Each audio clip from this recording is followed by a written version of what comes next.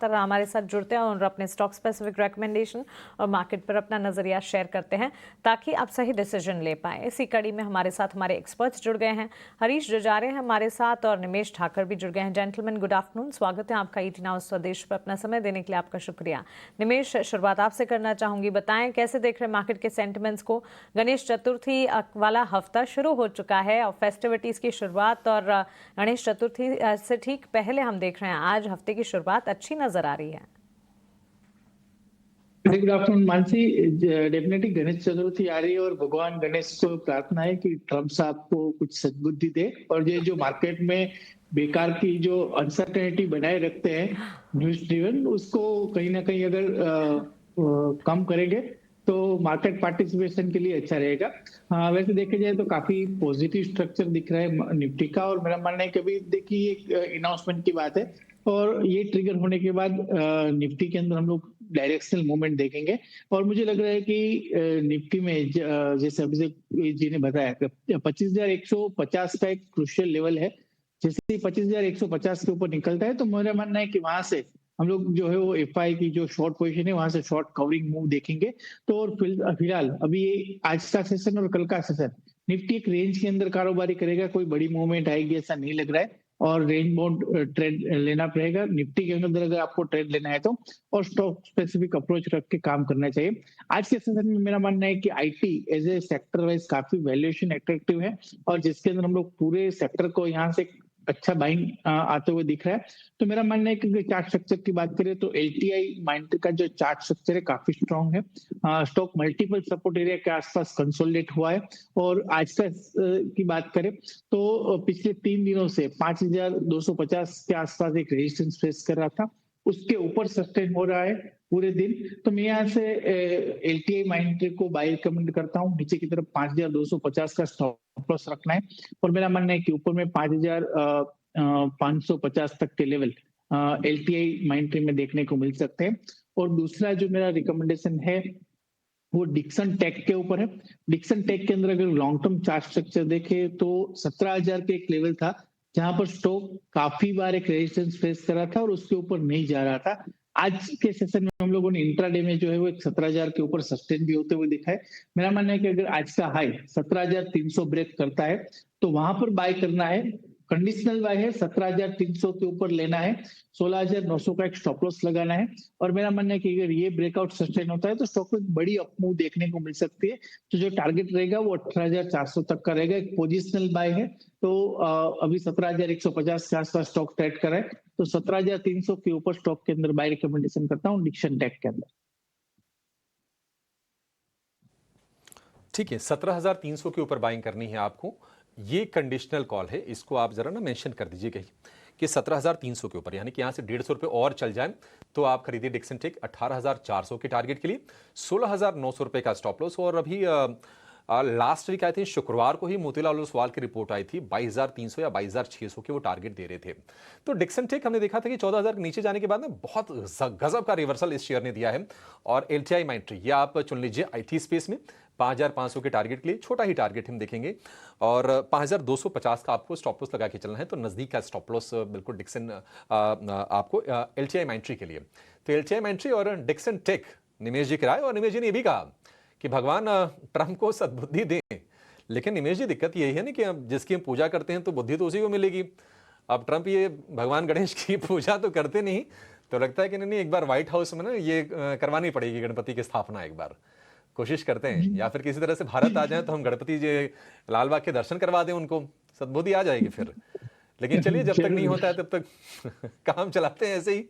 लेकिन हरीश जी good afternoon, बताइए आपके पिक्स कौन से हैं, आप कहां पर खरीदारी की रिकमेंडेशन दे रहे हैं?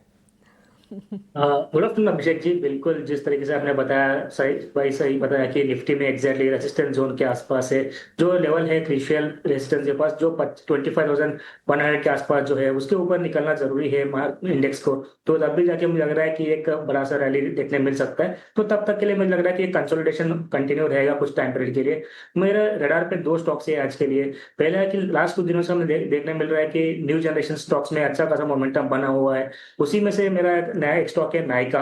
अगर नायका में देखा जाए तो देखिए लास्ट एक क्लियरली एक ब्रेकआउट दिया आज के ट्रेडिंग सेशन में, और मुझे लग रहा है कि जो प्रीवियस हाइस थे वो निकाल चुका है स्टॉक और आज के ट्रेडिंग सेशन में होल्ड भी कर रहा है। कंटिन्यूस लास्ट 3 दिनों से एक वॉल्यूम ग्रोथ भी देखने मिल रहा है। मुझे लग रहा है कि नायका में बाय करने की अपॉर्चुनिटी बन सकती है यहाँ पे, और मुझे लग रहा है कि ऊपर जो 265 के लिए टारगेट्स बनते हैं शॉर्ट टर्म मेरे, और मुझे लग रहा है कि स्टॉप लॉस मेंटेन करना चाहिए 220 का, और बाय करना चाहिए नायका करंट लेवल से भी, और 265 के टारगेट्स के लिए। और दूसरा स्टॉक है मेरा रडार पे जो है आइशर मोटर्स। देखिए ऑटो सेगमेंट में बिल्कुल लास्ट 2-3 दिनों से थोड़ा कंसोलिडेशन में था, तो मुझे लग रहा है कि वापस फिर से वहां पे मोमेंटम बिल्टअप होते नजर आ रही है। और आज के ट्रेडिंग सेशन में आइशर में देखा है तो एक शानदार वॉल्यूम ग्रोथ देखने मिल रहा है आज के ट्रेडिंग इंट्राडे सेशन में ही। मुझे लग रहा है कि यहाँ पे एक बार फिर से एक बार बाइंग अपॉर्चुनिटी बन सकते हैं आइशर मोटर्स में। मुझे लग रहा है कि टारगेट्स बनेंगे 6250 के लिए, और स्टॉप लॉस मेंटेन करना चाहिए 5860 का। ठीक है, 5860 का स्टॉप लॉस होगा आयशर के लिए, 6250 के टारगेट हो गए। ये आयशर तो ठीक है हरीश जी, और नायका भी आपका शेयर मुझे सही लग रहा है। थोड़ा नायका के ना मुझे एक छोटा वाला भी टारगेट दीजिए। ये तो बढ़िया है, 265 भी मुझे सही लग रहा है, लेकिन थोड़ा सा ना अगर मुझे छोटा सोचना हो ना, छोटी सोच के हिसाब से थोड़ा एक और टारगेट दे दीजिए।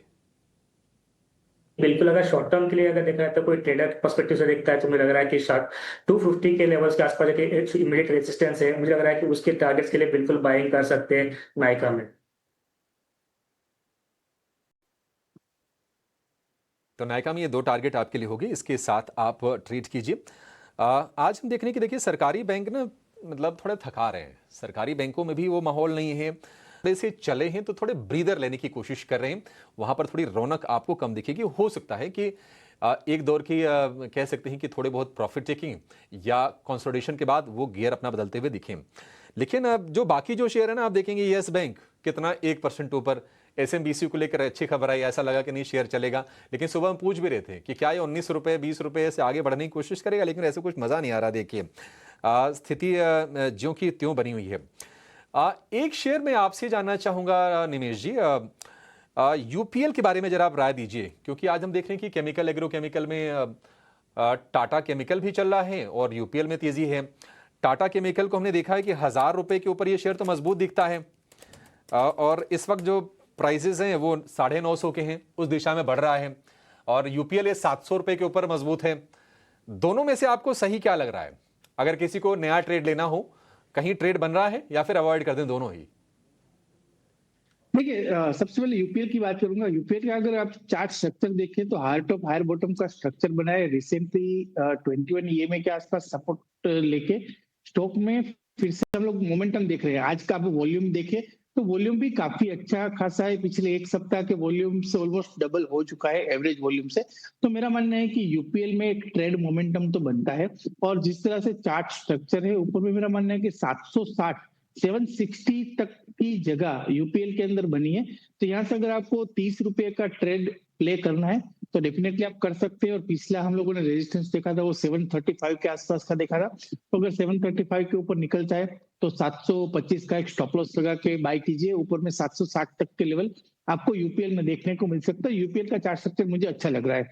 टाटा केमिकल की बात करें तो टाटा केमिकल के अंदर भी अगर आप पूरे केमिकल सेक्टर को देखें तो काफी टाइम से नहीं चले हैं, और स्टॉक स्पेसिफिक हम लोग यहाँ से एक अच्छा मोमेंटम जो है वो दिख रहे हैं। तो टाटा केम के अंदर फिलहाल एक सपोर्ट एरिया के आसपास है। आज के दिन में एक बुल एंगल्फिंग पैटर्न बनी है, बट अभी मोमेंटम जो है वो मिसिंग है, जो मोमेंटम यूपीएल के पास है। तो अगर आपको शॉर्ट टर्म ट्रेड लेना है, मोमेंटम के साथ प्ले करना है, तो यूपीएल मेरी पहली चॉइस रहेगी। और टाटा केमिकल को अगर आप बाय करना है तो मेरा मानना है कि ऊपर में आपको थोड़ा वेट करना पड़ेगा, और 960 के ऊपर अगर निकलता है तो टाटा केमिकल्स के अंदर मोमेंटम बनेगा, ऐसा मेरा मानना है। तो फिलहाल दो में से अगर मुझे एक सिलेक्ट कर रहा है तो मैं मोमेंटम के साथ जाना चाहूंगा। यूपीएल के अंदर बाय रिकमेंडेशन है ये दो में से। चलिए, केमिकल प्लेस टाटा केमिकल और यूपीएल पर ये स्ट्रैटेजी निमेश की तरफ से आती हुई, लेकिन